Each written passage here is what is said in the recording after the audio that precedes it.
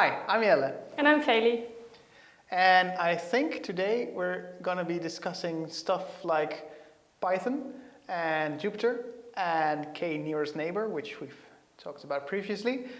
So a lot of algorithm talk in tools that I'm not that familiar with, which means I'm going to turn to my left again and ask Feli to enlighten me.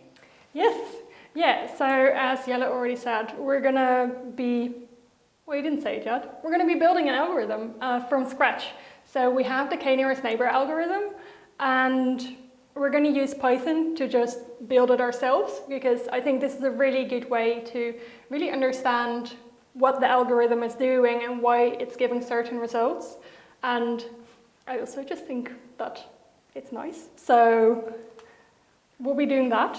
All right. So what we're looking at a screen right now. What are we using? What is this? Yeah. So you did say this. It's Jupyter. So we're writing in Python, and of course the first thing is we just import a bunch of stuff. And what we do after that is, we had the 5 steps of machine learning that we've discussed before. You choose a data set, you clean the data set, you split the data set, you apply an algorithm, and then you score and evaluate. So right. First, we're going to be choosing a data set. For this, I'm going to start with a data set about irises, like the flower, because apparently there are 3 classes of them. And if you look at like the size of the petal and stuff like that, you can try to figure out which is which. I can think of so many business applications. So many business applications. So here we can load this, and then we can get the x values, which is the data, like the data point, and then the I value is the label that we'll be using. And then we can split it. We say that we want our test size to be about 1/3. And this data set we actually get from here. So this is in Skycat, and they have a lot of data sets, and they're already clean, they already look really good. And here they have a few toy data sets. That's what I'm using at the moment. So it's just a small data set which you can just kind of figure out what you're doing. But they also have bigger data sets, so that if you really want to work with it, you can get a bigger data set, but it's going to take longer to train, it's going to take longer to load and stuff like that, which is why I'm right now using a small data set. And basically there's going to be websites all over the internet that will be able to provide you with these kinds of testing data sets? Yeah, there's a lot of data on the internet, so you can just get a toy data set. I use these ones because it's just really easy to import them, but you can use anything basically. So after we got this one, we can actually build the algorithm. So K nearest neighbor is based on distance. And between the data points? Yes, distance between the data points. So we're using the Euclidean distance, and so first we write a little piece of code that just calculates the distance between 2 data points. Right. It's math. It's You find it fun. It is fun. This is fun. And you don't. Again, with this, if you don't understand the full math, that's also fine. The only thing that you need to know is that this is a way to calculate distance between 2 data points. After we know how to calculate the distance, we need to find the nearest neighbor. And to do that, first we need to just find all of the neighbors. So that's the hard work, right? You have to find all the neighbors of every single data point. Yes, yeah. So because we're trying to do it in little steps, first we're going to write a piece of code that calculates the distance from one point to all of the others. So we're just going to do it for one row, basically. Yeah. So how we do that is, you you make a list. Let's always start with a list. And then for all of the data points in your training set, you are going to check what's the distance. And then you're going to add the distance together with the data point itself and, of course, the label that the data point has. And you're going to just, add those to a big list. Mm-hmm. And because we want to do this, the nearest neighbor, we are going to sort on the distance. Right. Because that way we return one, this neighbors will be one big list with all of the information sorted on distance. Which is what we're interested in. Yes, and then because it's k nearest neighbor, we also have the k here, and we're only interested in the k nearest neighbor. So if k is 1, this function will give us a list with 1 nearest neighbor. If k is 25, we're going to get 25 nearest neighbors. So that way, this will give us the amount of neighbors that we want and only the nearest neighbors. Right, so here's where I have 2 questions. So first, I'm imagining a data set where there's let's say that I'm interested in the 5 nearest neighbors, right? And there's this dot here, and there's a few dots really close, and then the 5th closest one is all the way over there. Yeah. Then it will find the five nearest neighbors, and then those labels will be used. That seems weird to me because this 5th one is clearly not as, it's not as near as the other. Yes. So yeah. Is that just a part of the algorithm, or? It kind of, here again, you have one algorithm, but you can tweak it as you want. So here you can see that I've just printed one test example, and it gives you back the nearest neighbor, the distance, and the label. And from here, you can either choose to make the algorithm as easy as possible, which is what we're going to do now. And here, which means that we will just be counting what is the most frequent label in our neighbors, in our k nearest neighbors, but you can also take those distances. Right, and so you can tweak that. Yeah, so you can say that if a neighbor, if a neighbor is really close, that label is more important, and if a neighbor is far away, that label is less important. And this is something that, depending on the algorithm that you want, you can change it depending on what you want to do. For instance, I'm not that familiar with irises, my apologies. So if I have an unknown iris here and it will look for its nearest neighbor, that's something with the label, iris number 1. And then there's 4 others here with iris number 2, 4 data points. So I can either tweak it so that it will say it's probably iris number 2, or I can tweak it that it will say no, it's probably iris number 1. Yeah. That's all possible with this algorithm. Yeah, and it's also, it depends on your k. If you only want to look at the one nearest one, it will always do that. But you can tweak it in a lot of different ways and make it work, what works for you.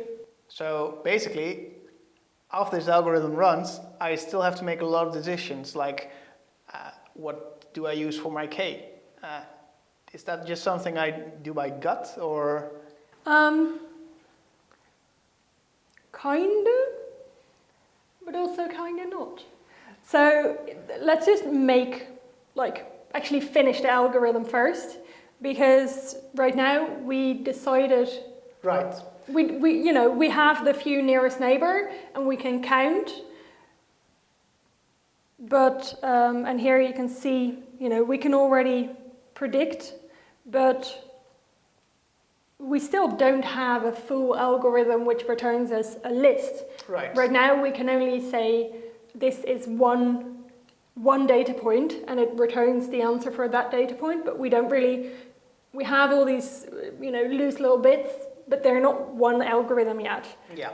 And so for that, you just write a function that gives you a list of predictions. So again, you have the train set, the test, and the test set, and the labels, and how many neighbors you want.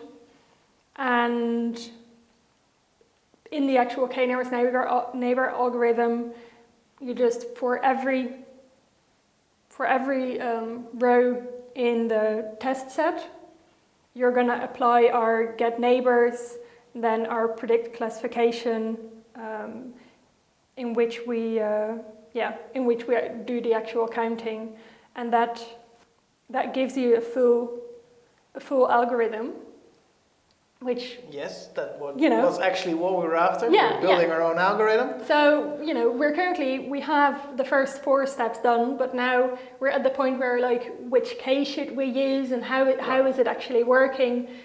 What accuracy gives it? It will give us a score, and we have to actually determine whether that score works for us, whether we're happy and whether we agree with the choices we've made previously. Yeah, it gives. Right now we have an algorithm that just returns a list of all of the predicted labels, but we have to write our own function to get an accuracy, which is just done by looking at how many correct things you have and then how many predicted ones. Right. Which just, again, it's math, gives you an accuracy. And then we can, get the accuracy for example, k is 3. But as you said, you don't know what you want k to be.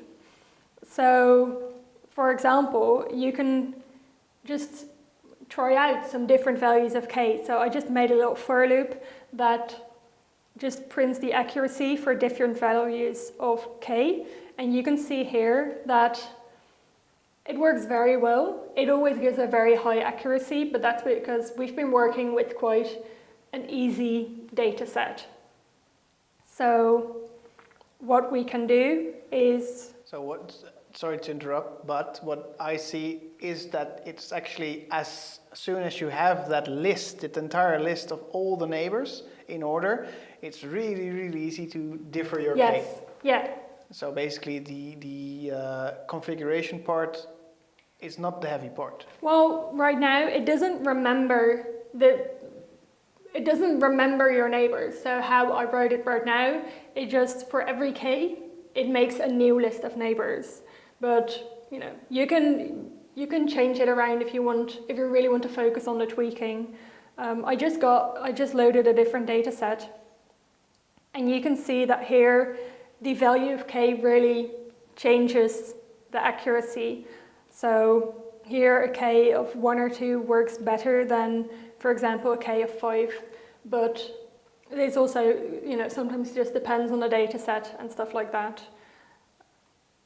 And so, if you look at how long it takes to load everything and how long it takes to train, to figure out what the values are, it really is the amount of instances that it needs to look at, and not the amount of features or the number of k that kind of makes it take longer.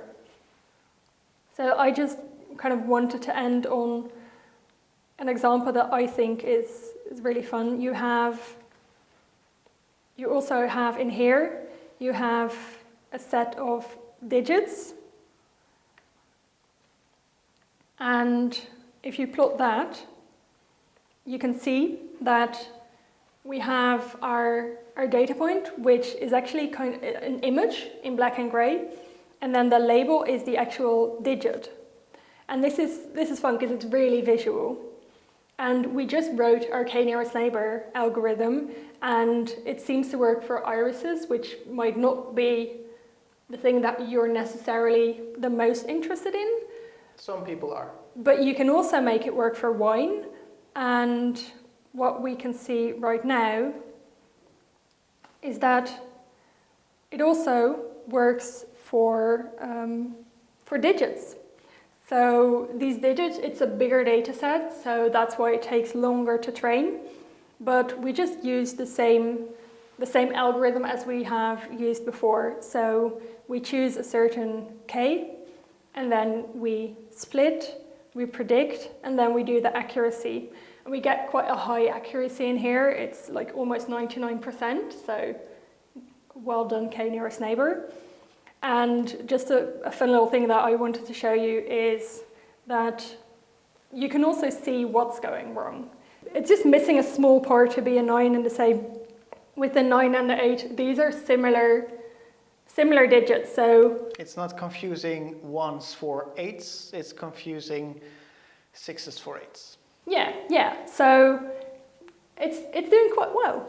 So that's good to know, and I think it's also really interesting that, I don't know how long this talk has taken so far, but we've already... In quite a short while, you've built your own algorithm. Yeah. Based on clean data. Yes. Yeah, so here we didn't have to clean the data ourselves, we didn't have to collect ourselves, but this is just focused on actually really learning how k nearest neighbor works and what you can change to make it work as you want. Very informative. I think I now know how to, differentiate between different irises and numbers, or at least I know how to get an AI that will tell me that. Yes. So that's good. I think we should end on our usual book recommendation. What do you think? Yes. So I chose a book that doesn't necessarily have to do with k nearest neighbor, but it's just a really nice book that just gives you like general information. It's Life 3.0, Being Human in the Age of Artificial Intelligence. So it's very much about what might change with AI, what might be the future, what might not be the future. And it's not technical, but it is really interesting. And on that note, thank you so much for watching, and we hope to see you soon. Bye-bye. Bye-bye.